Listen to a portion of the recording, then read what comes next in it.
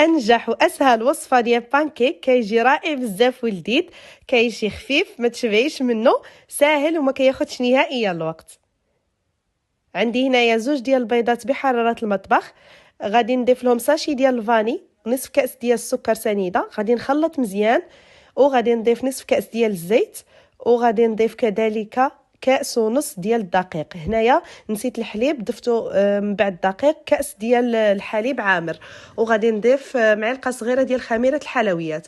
من بعد ما كنخلط مزيان كنجيب واحد المقله اللي ما كتكونش تلصق، وغادي نبقى نطيب كما كتشوفوا معايا. راني وريتكم القوام ديال البانكيك كيفاش كيجي.